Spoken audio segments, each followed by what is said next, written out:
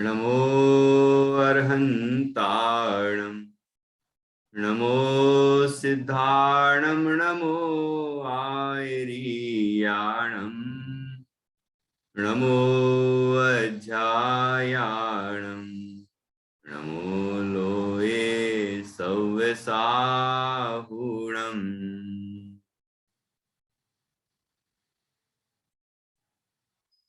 मंगलम भगवान वीरो मंगलम गौतमो गणी मंगलम कुंद कुंदाद्यो जैन धर्मोस्तु मंगलम सर्वमंगल मांगल्यम सर्वकल्याणकारकम प्रधानम सर्वधर्माणां जैनम जयतु शासनम जैनम जयतु शासनम। जीवमजीवम दौवम जिणवर वस हैण जैणे देठम देविंद विंद वंदम वंदे तम सव्यदा सिरसा।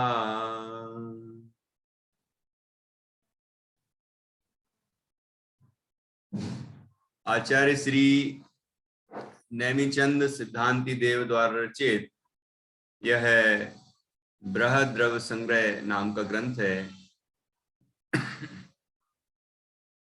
इसकी 10वीं गाथा पर आज चर्चा चलेगी। कल हमने 9वीं गाथा की चर्चा की थी। यहाँ जीव तत्व का वर्णन, जीव द्रव्य का वर्णन चल रहा है।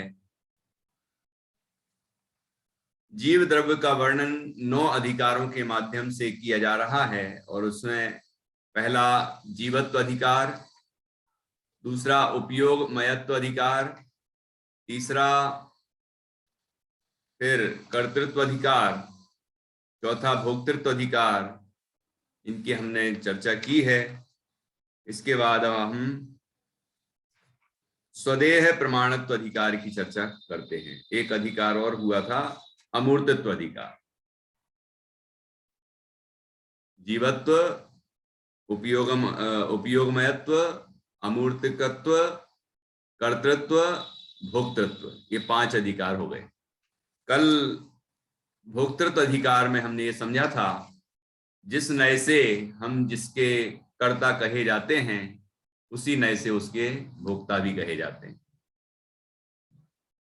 यहाँ भोक्तृत्व में 4 नय का प्रयोग किया और उपचरित असद्भुत व्यवहार नय से पंचेंद्रिय के विषयों को भोगने वाला जीव कहा जाता है और इसी दृष्टि से उनको छोड़ने का भी उपदेश दिया जाता है कि पंचेंद्रिय के विषयों को छोड़ो। त्याग का उपदेश भी इसी दृष्टि से होगा, क्योंकि यदि वास्तव में जीव ने पंचेंद्रिय के विषय भोगे ही नहीं कभी, तो फिर उनको छोड़ने का उपदेश क्यों देंगे।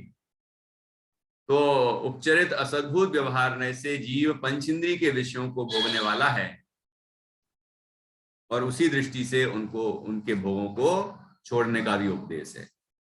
अनुपचरित असद्भुत व्यवहार ने से जीव अपने एक क्षेत्र में स्थित जो सुख दुख के अंतरंग कारण हैं, ऐसे साता और असाता वेदनीय कर्म के फल को भोगने वाला है। ये अनुपचरित असद्भुत व्यवहार न्याय का कथन है और इनके निमित्त से जीव को जो हर्ष विषाद होता है, जीव के परिणामों में जो हर्ष और शोक होता है, उस परिणाम का जीव भोगने वाला है। ये अशुद्ध निश्चय न्याय का कथन है, क्योंकि ये अशुद्ध पर्याय हैं और अशुद्ध पर्यायों को जीव भोगता है, ऐसा कथन ये अशुद्ध निश्चय न्याय का कथन है। और जीव अपने अपने शुद्ध भाव का भोगता है, आत्मा के अनुभव से उत्पन्न जो सुखामृत है, उस सुखामृत को भोगने वाला है। आत्मिक आनंद को भोगने वाला है, यह निश्चय नय का कथन है, शुद्ध निश्चय नय कथन है। तो शुद्ध नय से जीव शुद्ध भावों को भोगने वाला है निश्चय नय से। ये बात 9वीं गाथा में बताई थी। तो इस तरह से कथनचित भोगने वाला है, कथनचित भोगने वाला नहीं है, दोनों बातें स्पष्ट हो जाती हैं। और आत्मा मात्र ज्ञाता है, ज्ञाता को अभोक्ता भी कहते हैं, इस दृष्टि से अभोक्ता भी है। तो ये परम शुद्ध निश्चय नय से अभोक्ता कहलाएगा। इस तरह से हमने कल चर्चा की। अब उसमें उपादेय भी बताया था कि जीव अपने आत्मा के आनंद रस का पान करे तो पंचेंद्रिय के भोगों के रस का पान करने का विकल्प भी नहीं होगा जीव को। तो ऐसा आत्मिक आनंद रस पान करना वह उपादेय। इस तरह से यहां प्रयोजन भी प्रकट किया। अब हम आगे बढ़ते हैं और उसमें ये बताया गया है कि जीव स्वदेह प्रमाण है, स्वदेह प्रमाण अधिकार है। ये 10वीं गाथा, सबके पास ग्रंथ है, अपने ग्रंथ में से सभी पढ़ेंगे। और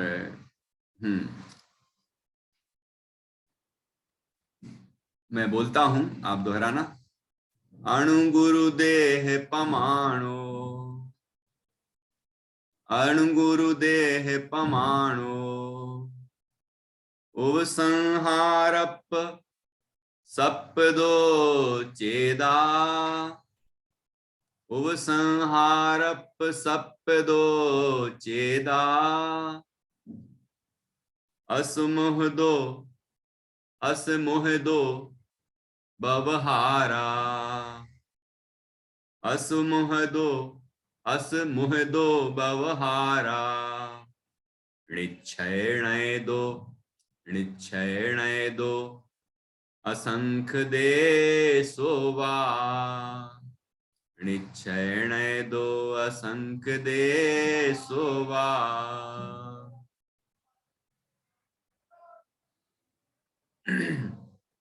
अणु गुरु देह पमाणो, अणु गुरु देह पमाणो। ये अणु, अणु का अर्थ क्या है यहां? छोटा, गुरु बड़ा, ठीक है। देह शरीर, पमाणो प्रमाण, छोटे बड़े शरीर प्रमाण। कौन? चेदा, चेदा अर्थात आत्मा। आधा आया था पिछली गाथाओं में। आधा, आधा का अर्थ है आत्मा, चेदा का अर्थ भी आत्मा, चेतन, चेतन तत्व को आत्मा कहते हैं। तो आत्मा छोटे बड़े शरीर प्रमाण है।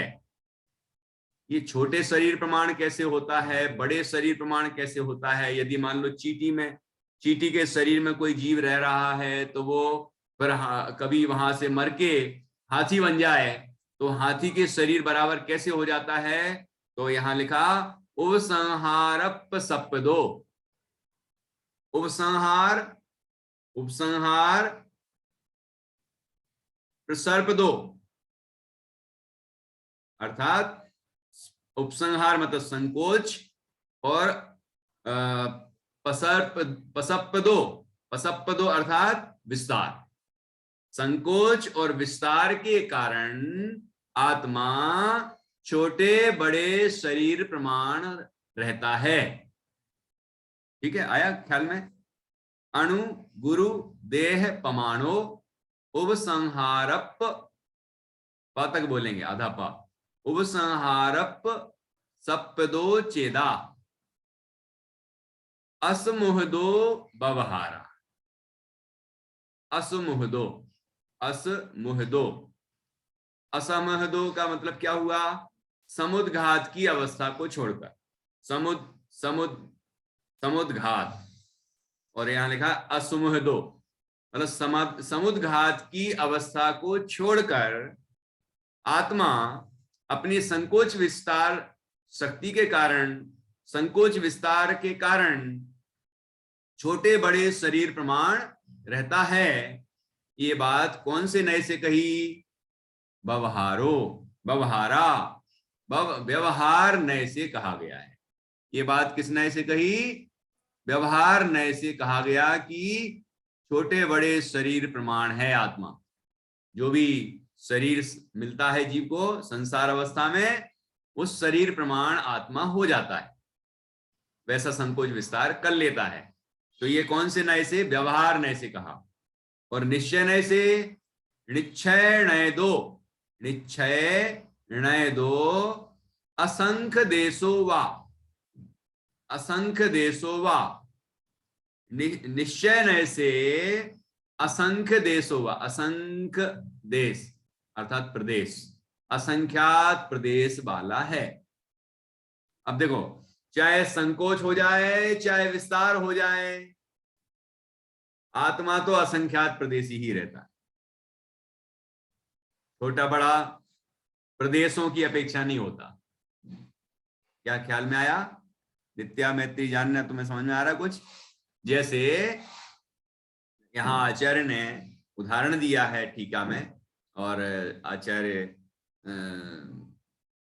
उमा स्वामी ने भी तत्वार सूत्र में भी कहा है, प्रदीपवत, प्रदीप अर्थात दीपक।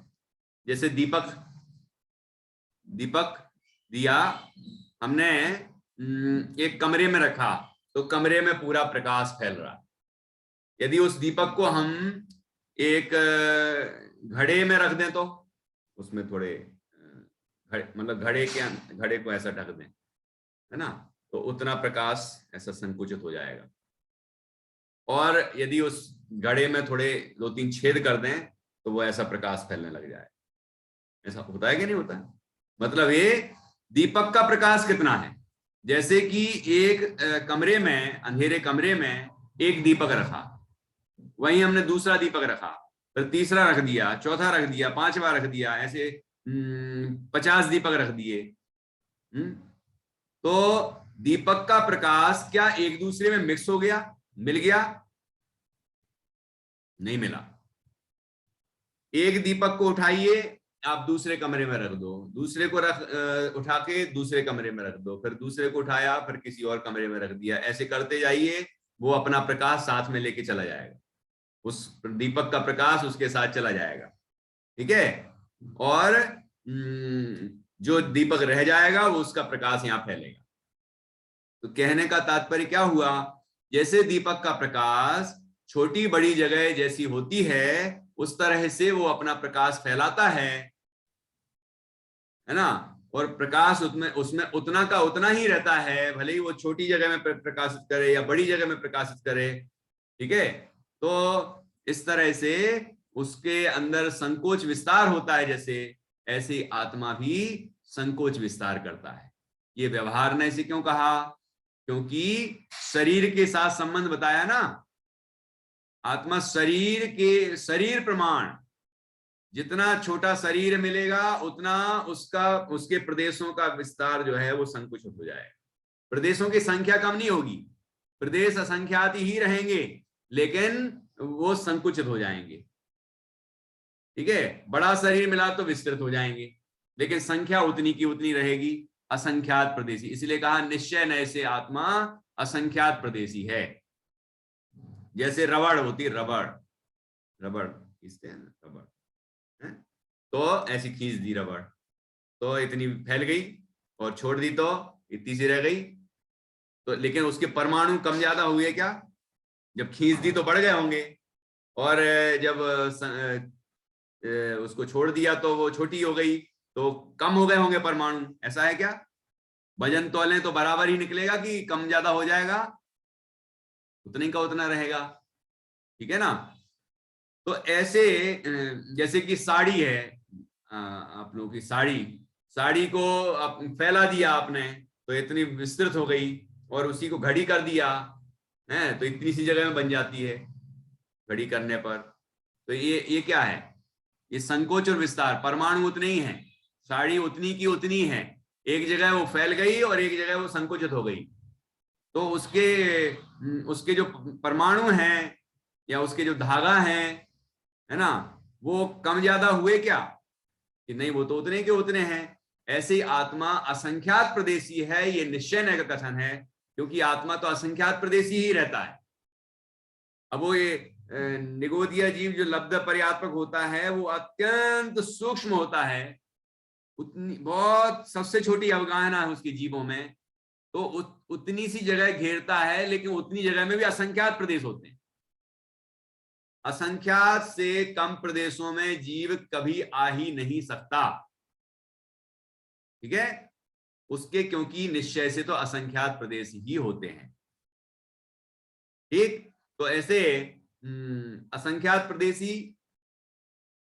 प्रदेशी है निश्चय से, और व्यवहार से देखा जाए तो संकोच और विस्तार के कारण उसे हम कहते हैं कि वो छोटे बड़े शरीर प्रमाण हो जाता है। अणु गुरु देह पमाणो उपसंहारप सप्पदो चेदा असमुहदो व्यवहारा निश्चय नयदो असंख्य देशोवा। ठीक है, तत्वार सूत्र में कौन सा सूत्र है? विसर्पाभ्याम प्रदीपवत असंख्य, क्या है वो, ध्यान नहीं आ रहा। तो वहां भी ये पूरा ये बात जो यहाँ कही गई है वो वहां भी है। तो देखिए, तो इस तरह से यहाँ निश्चय नय से असंख्यात प्रदेशी है, व्यवहार नय की अपेक्षा छोटे बड़े शरीर प्रमाण है संकोच विस्तार के कारण से। अब एक शब्द और आया है इसमें, असमुहदो, असमुद्घात की अवस्था में, अर्थात क्या? समुद्घात की अवस्था को छोड़कर। ये समुद्घात क्या होता है सानवी प्रतिष्ठा? ये समुद्घात क्या होता है? समुद्घात सुनना ध्यान से, कि मूल शरीर को छोड़े बिना, ये जो शरीर है ना हमारा, इस शरीर को छोड़े बिना आत्मा के प्रदेश जब बाहर निकलते हैं तो उसको कहते हैं समुद्घात। ठीक है, ये अपने भी समुद्घात होता होगा कभी, कि नहीं होता? होता है, नित्या को पता है कौन सा समुद्घात होता है, तुम्हारा बताओ।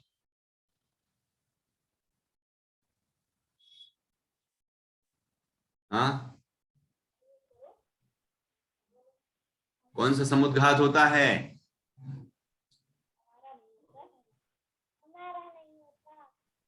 हैं भैया जी, बोलो ना। नहीं पता? तो तुमने तो बोला कि मेरा भी होता है समुद्घात, है तुम्हें वहां से गुस्सा, तो यहां तक आके मेरे पास आके और मुझे डांट के चला जाता होगा, ऐसा कुछ होता है क्या ऐसा? जब जब अपन बीमार हो जाते हैं तो एक शिक्षा होती है कि दवाई मिल जाए, दवाई मिल जाए, दवाई मिल जाए, इसकी दवाई क्या होगी, पता नहीं क्या होगी, और वो आत्मा के प्रदेश यहाँ से फैलते होंगे और उस दवाई को टच करते होंगे और आत्मा मतलब यहाँ वापस संकुचित हो जाते होंगे, शरीर स्वस्थ। अच्छा, मुनिराजों को होता, अपन को नहीं होता है? नहीं होता? होता है, होता है अपन को भी। 10 तरह के समुद्घात हैं, इसमें टीका में बताए हैं। जिनके पास ग्रंथ है वो टीका का स्वाध्याय जरूर करना, बहुत जोरदार है और सरल भी है। आप एक बार बस, है ना, आपको बिल्कुल सब कुछ समझ में आएगा। 10 तरह के नहीं है, 7 तरह के। ठीक है, कितने तरह के हैं समुद्घात? 7। 7 प्रकार के बताए गए हैं यहाँ, और मैं आपको जरूर बताऊंगा कौन कौन से हैं वो। देखो, वेदना समुद्घात, जिसको लिखना हो वो लिख भी लेना, पहले समझ लो।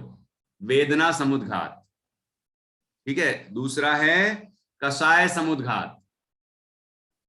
तीसरा विक्रिया समुद्घात। चौथा मारणांतिक समुद्घात। पांचवा तेजस समुद्घात। और छठवा आहार समुद्घात। और सातवां है केवली समुद्घात। ये 7 समुद्घात होते हैं, 7। ठीक है। वेयण कसाय वेयु वियो मारणंतियो समुद्घादो तेजाहारो छठो सप्तमो केवलीणम तु। ये प्राकृत की गाथा है गोमरसार जी की। तो यहाँ 7 प्रकार के समुद्घात बताए गए हैं। अब इनको समझ लेते हैं क्या है ये। समुद्घात की अवस्था को छोड़कर लिखा है ना, तो समुद्घात भी समझ में आना चाहिए। समुद्घात का अर्थ तो सीधा हो गया कि आत्मा मूल शरीर को छोड़े बिना, मतलब यहाँ आत्मा यहाँ तो है ही, जो अपना आत्मा है मतलब हम स्वयं हैं, इस शरीर में तो हमारे प्रदेश रहेंगे ही। ऐसा नहीं होगा कि इसको छोड़ के ही चले जाए, वो तो मरण होता है तभी होता है। ये समुद्घात में नहीं होता, वो तो मरण ही है। मारणांतिक समुद्घात नहीं कहलाएगा वो। ये आत्मा शरीर को छोड़ के चला गया तो वो कहलाता है मरण। शरीर के वियोग का नाम ही मरण है। ठीक है। यहां बात चल रही है समुद्घात की। तो मूल शरीर में रहेगा और आत्मा के प्रदेश फैलेंगे और फैल के शरीर से बाहर तक निकलेंगे। ठीक है। अब वो कितनी दूर तक जाएंगे वो अलग विषय, लेकिन बाहर तक निकले, इसका नाम समुद्घात। अब कभी ऐसा होता है कि आत्मा के प्रदेश कहां तक फैले कि जो जिसको कोई बीमारी है, बीमारी, उस बीमारी का इलाज जहां पर उपलब्ध है, जो औषधि है, उस औषधि को स्पर्श करके वापस आ जाता है। आत्मा के प्रदेश संकुचित हो जाते वापस। तो उस औषधि को छू लिया उसने, ठीक है, तो स्वस्थ हो जाता है। ये देखने में आता है। ये जैसे कभी बीमा आपको तकलीफ हो रही है, डॉक्टर के यहाँ जा रहे हैं, बहुत तकलीफ में, हम डॉक्टर से ये कहेंगे ये कहेंगे ये कहेंगे, ये हो रहा है वो हो रहा है, वो पता चला कि डॉक्टर के पास पहुंचे और आधी सी बीमारियां तो खत्म हो गई, आधी सी तकलीफ ठीक हो जाती है। ये क्या होता है? कुछ तो साइकोलॉजी होती है, मनोविज्ञान होता है, लेकिन कभी कभी समुद्घात भी होता है कि आत्म प्रदेश निकल के बाहर निकल के उस योग्य औषधि को स्पर्श कर लेते हैं और यहां बीमारी ठीक हो जाती है। ये कहलाता है वेदना समुद्घात। ठीक है। कसाय समुद्घात क्या है? जैसे कि हमें किसी के ऊपर बहुत गुस्सा आ रहा है, बहुत जम के, ऐसा लग रहा है उसको बहुत मारूं। ठीक है। और ऐसी स्थिति में, बहुत तीव्र क्रोध की स्थिति में, आत्मा के प्रदेश यहां से निकले और निकल के जिस जो शत्रु है उसको स्पर्श किया और वापस आ गए। यहां कोई बीच में गैप नहीं पड़ता है, पूरे फैलते हैं, पूरे फैल के वहां तक पहुंचे, उसको स्पर्श किया और वापस आ गए, संतोष मिल गया। हाँ, अच्छा मारा, तो संतुष्ट हो गया वो। ये कहलाता है कसाय समुद्घात। अब क्रोध बताया तो मान, माया, लोभ आदि जो भी कसाय हैं वो सब भी यथा योग्य समझना है। फिर है विक्रिया समुद्घात। ये विक्रिया तो जिनको विक्रिया रिद्धि होती है उनको होती है।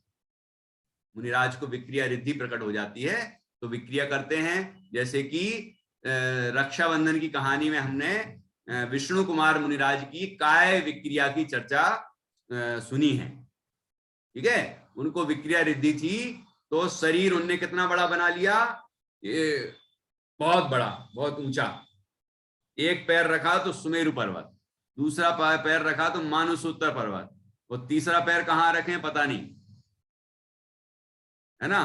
तो तीसरा पैर रखें कहाँ, तो पूछने लगे तो कहते हैं तुम्हारे ऊपर रख दे मंत्रियों। तो उनने क्षमा क्षमा क्षमा क्षमा करो, क्षमा मांगी। ये कहानी तो सुनी है ना आपने। ये काय विक्रिया थी। तो उसमें पृथक विक्रिया अपृथक विक्रिया दोनों तरह की विक्रियाएं होती हैं। अभी यहाँ पर विक्रिया सामान्य की बात कर रहे हैं। देवो नारकियों को तो होती ही है, तो वो भी समुद्घात है। आपको पता है पंचकल्याणक में कोई भी इंद्र नहीं आते, सब सारे देवता वहीं बैठे रहते हैं, लेकिन अपनी विक्रिया बनाते हैं। वो वहीं मूल, वहां सिंहासन खाली नहीं होता वो उनका, वहां से यहाँ विक्रिया उनकी जो होती है उसके वो रूप यहां पर दिखाई देता है तो वही आत्मा तो वही है ना, एक ही।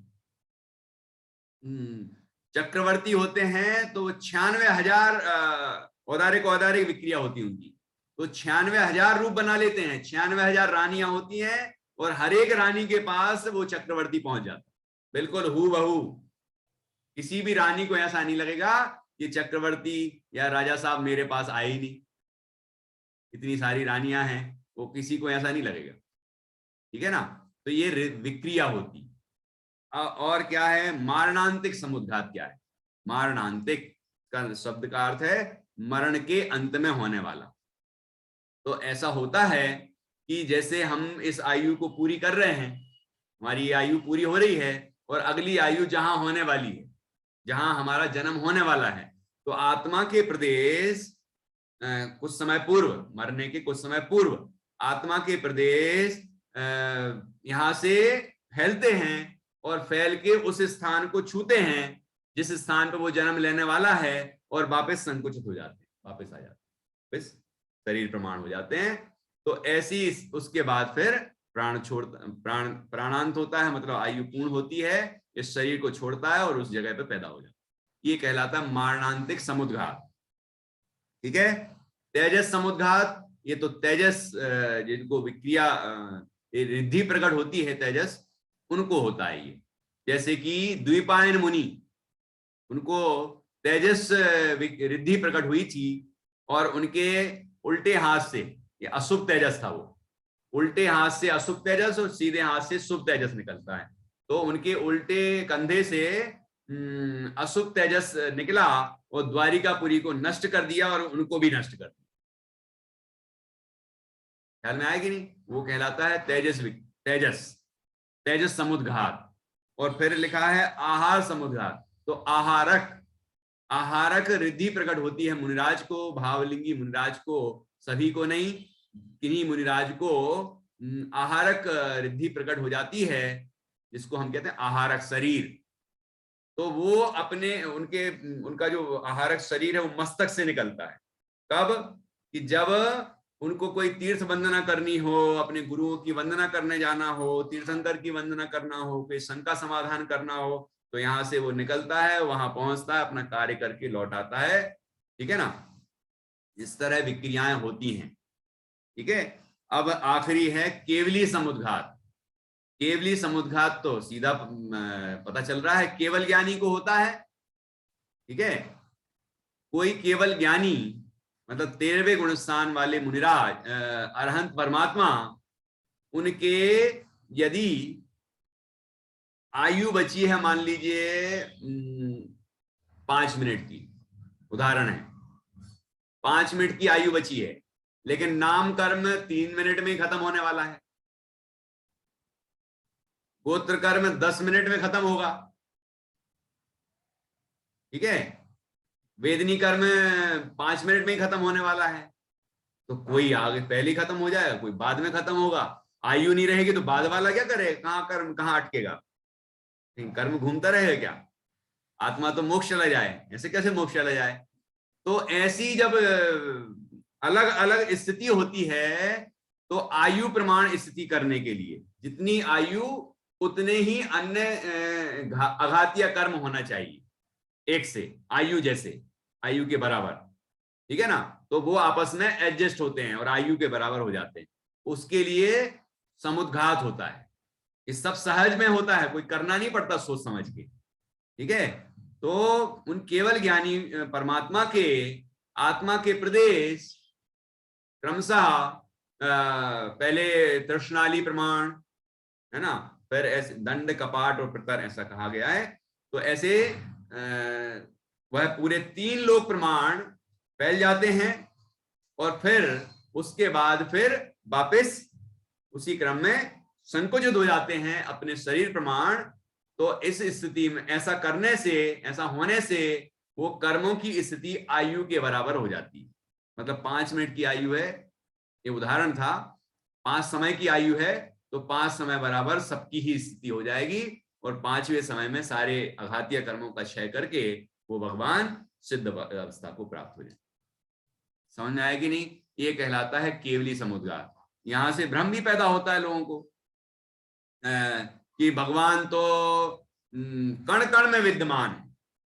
तो कण कण में विद्यमान है नहीं, जब समुद्घात हुआ था, होता है, तब वो पूरे 3 लोक में उनके एक एक प्रदेश, एक आकाश का एक प्रदेश, लोकाकाश का, और आत्मा का एक प्रदेश, ऐसे पूरे 3 लोक प्रमाण व्याप्त हो जाते हैं, लेकिन बाद में फिर संकुचित भी तो हो जाते हैं, और शरीर प्रमाण ही रहता है आत्मा, न शरीर से छोटा और न शरीर से बड़ा, उतना ही मात्र रहता है ना। ये स्वदेह प्रमाणत्व अधिकार है ना, ये जो अधिकार चल रहा है 10वीं गाथा में, ये वही बात सिद्ध कर रहे हैं कि ऐसा नहीं है कि कोई मत कहता है कि आत्मा तो मन के अंदर रहता है, इतना सा, कोई कहता है कि आत्मा तो पूरे लोक में रहता है, ऐसा भी नहीं होता। ठीक है, आत्मा तो स्वदेह प्रमाण रहता है, ये जैन दर्शन की दृष्टि है, और ऐसा ही है, ऐसा ही है। देख लो आप, यहां आपने स्पर्श किया, ज्ञान हो रहा है, यहां स्पर्श करो, यहां स्पर्श करो, यहां करो, ठीक है, जहां जहां ज्ञान है वहां वहां आत्मा है, और जहां आत्मा नहीं है वहां ज्ञान भी नहीं है। देखो, बालों में आत्मा नहीं है क्या किसी के बालों में? सानवी, देवलसी, तुम्हारे बालों में आत्मा है क्या? तो वो जो ऐसे ऐसे कट कर देते हैं ना डिजाइन बनाने के लिए, तो वो बाल काट देते हैं, लेकिन इसको कोई तकलीफ नहीं होती। हाँ, लेकिन बाल खींचते हैं तब तो तकलीफ होती है। क्यों? उसकी जड़ जो है ना, जड़ वो खाल के अंदर है, और वहां आत्मा के प्रदेश हैं, वहां ज्ञान है, ठीक है ना। तो जहां आत्मा, जहां जहां ज्ञान है वहां वहां आत्मा है, और जहां आत्मा नहीं है वहां ज्ञान भी नहीं है। तो आत्मा स्वदेह प्रमाण है, और पूरा अखंड आत्मा है, असंख्यात प्रदेशी। हम बैठे हैं अभी, जैसे आप ध्यान से सुन रहे हैं क्लास कि कौन सी अद्भुत अद्भुत बातें चल रही हैं, ये हैं 3 लोग के बाहर की तो नहीं है कोई बात, ये सब यहीं की बात है। हमने सुनी नहीं, इसलिए लगती है कि पता नहीं कौन सी बात कर रहे हैं ये ऐसे ऐसे समुद्घात होते हैं क्या? वेदना समुद्घात, कसाय समुद्घात, विक्रिया समुद्घात, मारणांतिक समुद्घात, तेजस समुद्घात, आहार समुद्घात और केवली समुद्घात, ऐसे ऐसे समुद्घात होते हैं, ये होते हैं। अब आप सुन रहे हैं बड़े ध्यान से, इतने में कोई आपका बच्चा आया और आपने आपको मजाक में उसने चोटियां ले दी, तो आप पूरे ऐसे एकदम हिल जाते हैं कि नहीं? एकदम उछल पड़ते हैं। क्यों? उतनी जगह यहाँ चोटियां ली है, उतनी जगह उछलना चाहिए ऐसी ऐसी, क्योंकि ज्ञान तो उतनी जगह में होगा कि नहीं, ज्ञान पूरे आत्मा में है, और वो पूरा आत्मा अखंड है, असंख्यात प्रदेशी अखंड तत्व है। इसलिए एक जगह आप टच करते हैं तो पूरे जगह महसूस होता है। मतलब ये कि आपको चोटियां ली तो पूरे पूरे में उसका वेदन हुआ। अब इस शरीर के साथ ऐसा, इंद्रियों के साथ ऐसा निमित्त नैमित्तिक संबंध जरूर है कि रूप देखने में यहाँ के जो प्रदेश हैं यही निमित्त बनते हैं, क्योंकि चक्षु इंद्रिय यही है, यही तो मति ज्ञान और श्रुत ज्ञान की पराधीनता है, और इंद्रियों का निमित्तपना है पर को देखने में। आत्मा को देखना है, अनुभव करना है, तो इंद्रियों की अधीनता नहीं है। आंखें बंद करो, बाहर की तरफ से दृष्टि हटाओ, और अपने अंदर में जो ज्ञान स्वरूप तत्व है उसका अंदर में अनुभव कर लो। उसके लिए किसी भी इंद्रिय की जरूरत नहीं, ठीक है ना। तो ये बात ऐसी है, इसलिए हमें जैन दर्शन में जो बात कही गई है वो अच्छी तरह से समझना है, और आग्रह से नहीं मानना है कि मैं जैन हूं इसलिए मेरी बात ही सत्य है। इसलिए सत्य नहीं है कि मैं जैन हूं इसलिए मेरी बात सत्य है, क्योंकि ये बात सत्य है, और हमें इसको तर्क से, युक्ति से, उदाहरणों से अच्छी तरह से समझना है। जो समझेगा उसके श्रद्धान में दृढ़ता आएगी कि हाँ यही बात सही, ऐसा ही सही है, ठीक है ना। तो यहां पर देह प्रमाण बना, स्वदेह प्रमाणत्व अधिकार के अंदर संसार अवस्था में आत्मा स्वदेह प्रमाण है, और सिद्ध अवस्था में अंतिम शरीर से किंचित न्यून पुरुषाकार रूप विराजमान हो जाते हैं सिद्ध भगवान।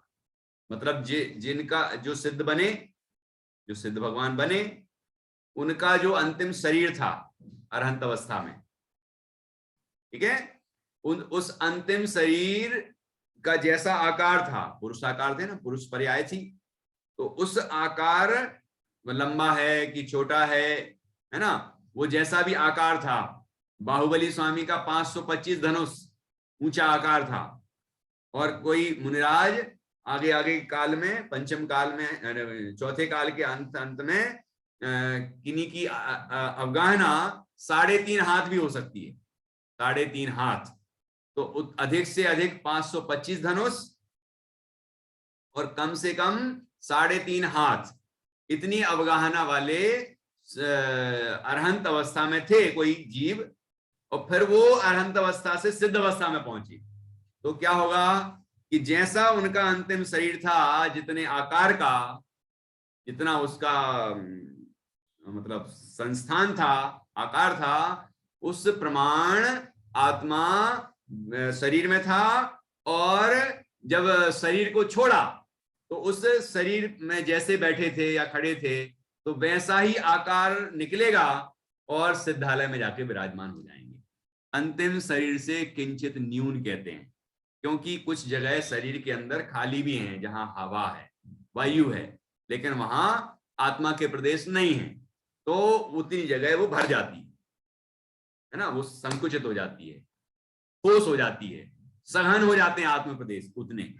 तो इसीलिए कहते हैं किंचित न्यून। ठीक है, तो अंतिम शरीर से किंचित न्यून पुरुषाकार रूप सिद्धालय में विराजमान हो जाते हैं। तो ये जो स्वदेह प्रमाणत्व कहा, ये संसार अपेक्षा है, और सिद्ध अवस्था में उस अंतिम शरीर से किंचित न्यून पुरुषाकार रूप विराजमान हो जाते हैं। ये भी बात इसी अधिकार में हमें समझना है। इस तरह से हमने इस गाथा के अंतर्गत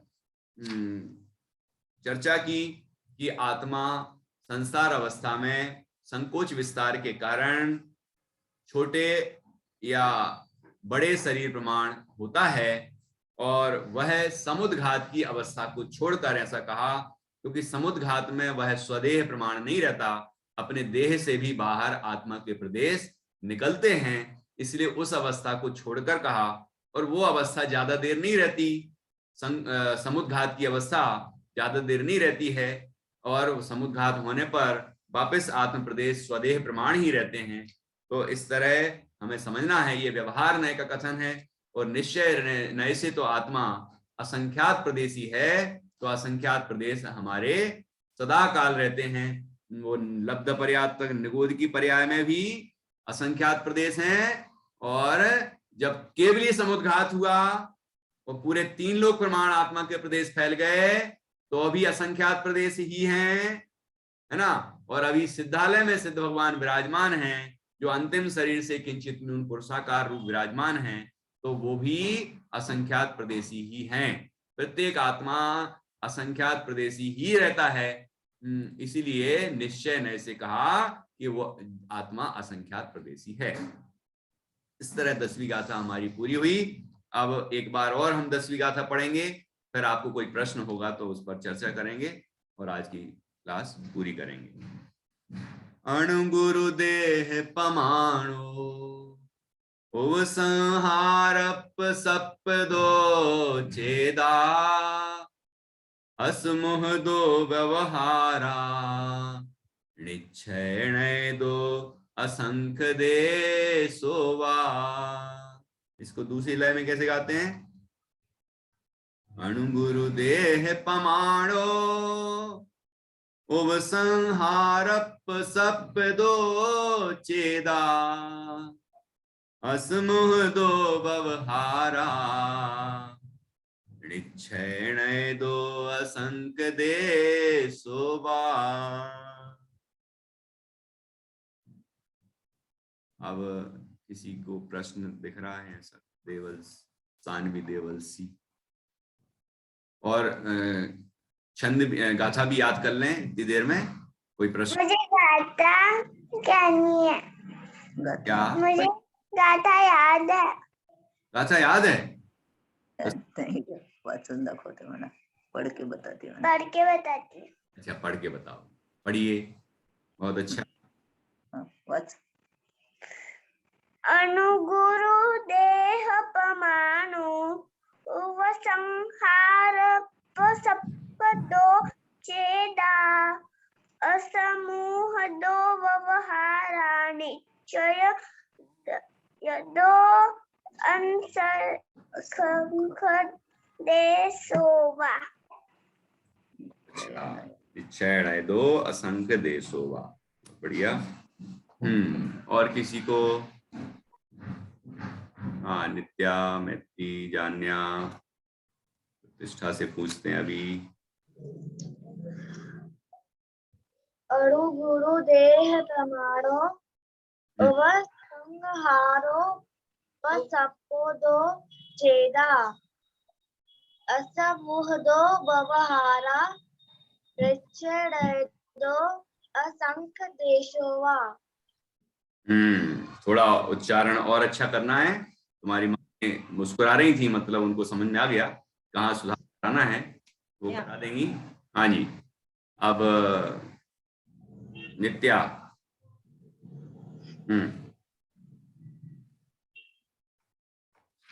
यहाँ पे ओव संहारप,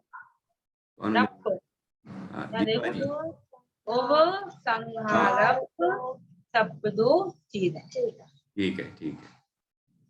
अब नित्या बोलिए। सभी बोलिए एक साथ।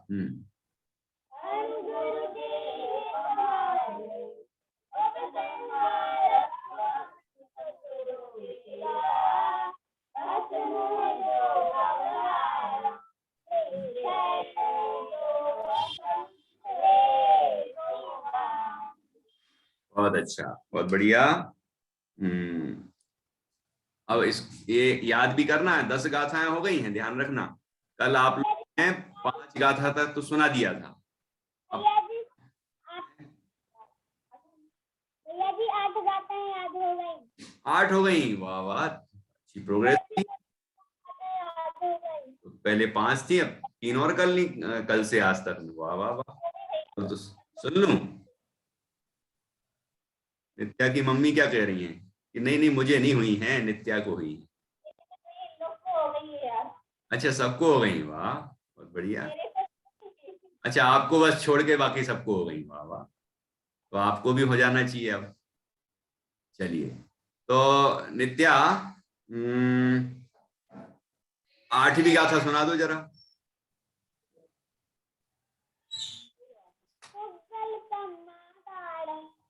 ईणम।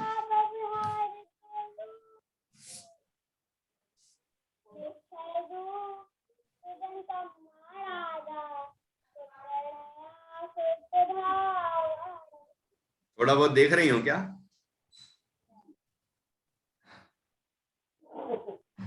अच्छा, ऐसा लग रहा है मुझे कि बगल में रखा है ग्रंथ, तो थोड़ा बहुत बीच बीच में देख रही हूँ। मैं भी मास्टर हूँ, तो इतना अंदाज तो हो जाता है मुझे। चलो, लेकिन अच्छा सुनाया तुमने, और पक्का कर लेना। चलिए, अब यहाँ रश्मि क्या बोल रही हैं, याद हो गया कि कुछ? आपने जो समुद्र घाट 7 बताए थे ना। समुद्र नहीं, समुद्र घाट। हाँ हाँ, उसमें से जो आहारक बताया था उसका बता दीजिए। आहारक समुद्र घात, जो रिद्धिधारी आहारक रिद्धिधारी मुनिराज होते हैं 6वें गुण स्थानवर्ती, उनके मस्तक से 1 हाथ बराबर धवल, मतलब श्वेत रंग का धवल स्फटिक मणि के जैसा पुतला निकलता है। वो आत्म प्रदेश, उस पुतले के साथ आत्मा के प्रदेश उसमें भी हैं, और जहां तक जाता है पूरे आत्मा के प्रदेश फैलते हैं। और जो जैसे तीर्थंकर की वंदना करनी है, गुरु को प्रणाम करने जाना है, या संघ का समाधान करने जाना है, तीर्थ वंदना करने जाना है, तो वो कार्य करके और वापस यही मस्तक से प्रवेश कर जाता है। तो ऐसा समुद्घात होता है। तो ऐसी स्थिति में आत्मा के प्रदेश मूल शरीर से भी बाहर निकलते हैं। इसलिए कहा समुद्घात की स्थिति को छोड़कर, क्योंकि समुद्घात में तो निकलते हैं, बाकी आत्मा के प्रदेश स्वदेह प्रमाण ही रहते हैं। जो देह है जिसका, उस शरीर के प्रमाण ही आत्म प्रदेश रहते हैं। आत्म प्रदेश रहते हैं मतलब आत्मा रहता है, आत्मा रहता है मतलब हम रहते हैं, हम अपने में रह रहे हैं। शरीर प्रमाण जो स्थिति है ना, ये हमें समझना है। और ये ये बात जो जैसी है वैसी जनमाणी में बताई है, क्योंकि अन्नमति अलग अलग तरह से कल्पनाएं करते हैं, तो उन सभी कल्पनाओं का इस कथन से निषेध हो जाता है। तो टीका पढ़ेंगे तो उसमें बताया है कि कौन कौन से मत ऐसे हैं जो अलग अलग तरह की कल्पनाएं करते हैं। ठीक है, चलिए बहुत बढ़िया। आगम तुम क्या सुना रहे हो भाई? जीवम अजीवम दब्बम जिनबरा कटहेर चेड़ अरे ऋद्धितम दिथम देविंद विंद बन्नम मंदेतम तपतातेता। क्या बात है, तुम्हारा नाम सार्थक हो रहा है, तुम्हारे हृदय में आगम विराजमान होगा तो तुम निश्चित। बहुत अच्छा, शाबाश। अब ठीक तो है। अभी शायद 5 साल का होगा। हाँ 5 का है भैया, अभी हुआ है 12 जनवरी को। ठीक है, ठीक है, चलिए बहुत बढ़िया। देखो ये बच्चे अच्छा कर रहे हैं, कोशिश कर रहे हैं, बड़े लोगों की प्रेरणा लेना है और लोग अच्छे से याद करें, अच्छे से समझें और अपने संगम करें, उसको अपने अंदर उतारें। ठीक है, और तो ऐसे हमने ये सब गाथा की चर्चा की। आखिरी में यहाँ तात्पर्य लिखा है, वो एक बार और पढ़ लेते हैं। यहाँ यह तात्पर्य है, शरीर के ममत्व के कारण शरीर ग्रहण करके संसार में परिभ्रमण करता है। अब देहादि का ममत्व त्याग कर निज शुद्धात्मा में भावना करनी चाहिए। ये जो देह है, इस प्रमाण हम हैं, शरीर प्रमाण है ना, उस देह से भेद विज्ञान करना चाहिए और जो देह प्रमाण है ऐसा ज्ञान स्वरूप आत्मा, वह ज्ञान स्वरूप आत्मा मैं हूं, ऐसा अपने आत्मा का अनुभव करना चाहिए। यही इस गाथा का प्रयोजन है। इस तरह ये गाथा स्वदेह प्रमाण अधिकार आने वाली गाथा पूर्ण होती है। और अब कल हम अगली गाथा पर चर्चा करेंगे। भैया जी, हाँ भैया जी जैसे वो उसमें थी ना कि दूसरी गाथा में थी, हाँ जीवो उपभोग अमुक्ति करता सदेह, मतलब अमुक्ति के बाद, मतलब अमूर्त खेद के बाद सदेह परमाणु वाली थी, फिर है भोक्ता। तो इसमें पहले 9 नंबर पर भोक्ता ले लिया कि जीव भोक्ता है और फिर ये बाद में ली। ऐसा क्यों? ऐसा क्यों? हाँ क्योंकि ऐसा तो ऐसा क्यों, ये 9 अधिकारों के माध्यम से जीव का स्वरूप बताना है पहले। अब यदि कुछ ऐसा क्यों का जवाब होगा तो और खोजेंगे। नहीं कहता कि ऐसा क्यों का जवाब नहीं हो सकता है, क्योंकि आचार्य जो क्रम रखते हैं उसका कोई ना कोई वैज्ञानिक कारण होता है। कि कोई कारण हो और मुझे अभी तक नहीं पता चला हो तो मैं थोड़ा पूछता हूं कि इसके बाद ये क्यों, इसके बाद ये क्यों। ऐसा पहला तो पता है पक्का है ना, जीवत्व अधिकार है, तो जीव चैतन्य प्राणों से जीता है, फिर वो उपयोगमय है, तो ये जस्ट बताना जरूरी है कि वो जो चैतन्य के साथ अनुसरण करने वाला परिणाम है वही उपयोग है। ठीक है, जीवत्व अधिकार, उपयोग मयत्व अधिकार, फिर वो आवेग है, फिर अमूर्तत्व अधिकार साथ में, उसके बाद फिर आया कर्तृत्व अधिकार, फिर भोक्तृत्व अधिकार। पहले कर्ता बताया फिर भोक्ता, क्योंकि जिसका कहा जाता है उसी नए से वो भोक्ता भी है। तो कर्ता और भोक्ता, भोक्ता शब्द बाद में ही आता है।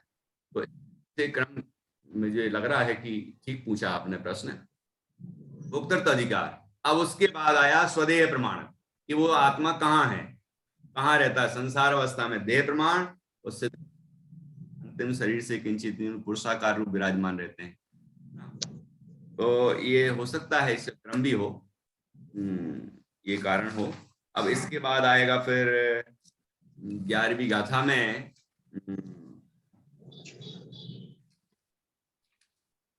ये कौन संसार हाँ, संसार स्थित है, संसारी है आत्मा। संसार तो किस दृष्टि से संसारी है, किस दृष्टि से मुक्त है, ये दोनों बातें उसमें आएंगी। तो अभी क्रम से ये विषय आ रहा है। हम 9 अधिकारों के माध्यम से अपने जीव का स्वरूप समझेंगे। 15वीं गाथा से अजीव का स्वरूप है।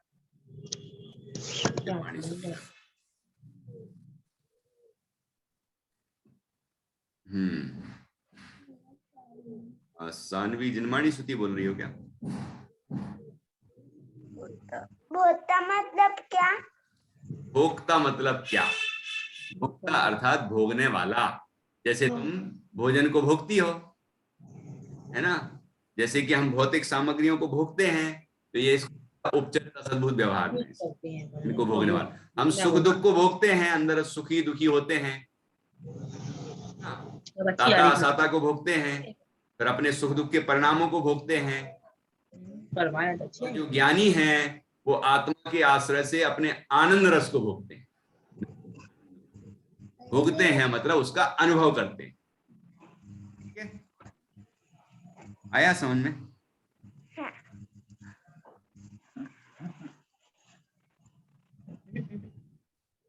जैसे भोजन किया है ना, तो भोजन करने पर जो स्वाद आता है नहीं तो अच्छा लगता है, मजा आया कहते हैं, मजा आया। तो ये किसने भोगा? ना, ये भोगना कहलाता है। अनुभव किसने किया? वो सुख दुख का वो। तो अलग अलग नए से अलग अलग कथन होते हैं जो हमने किए अभी। हाँ जी, जिनवाणी स्तुति नित्या मैत्री जा सभी बोलिए।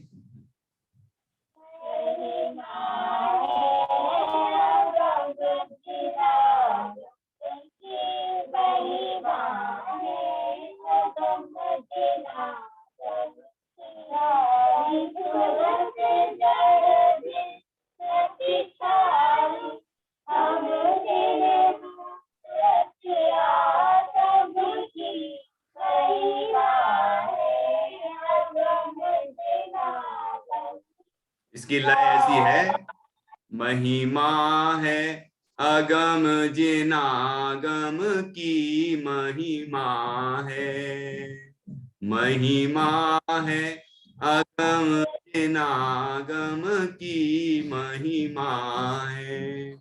जाहि सुनत जड़ भिन्न पिछानी, आहि सुनत जड़ भिन्न पिछानी, हम चिन मूरति आत्म की महिमा है, महिमा है अगम जिनागम की महिमा है। आगे बोलिए।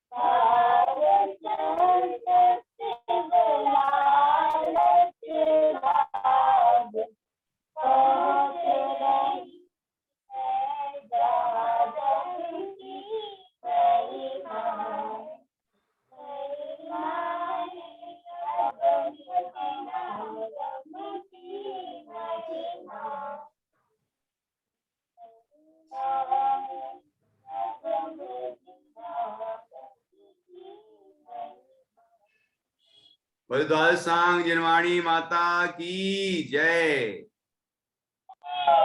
महान जिन धर्म की जय। कभी 9 बार नमोकार मंत्र के माध्यम से पंच परमेष्टि का स्मरण करें।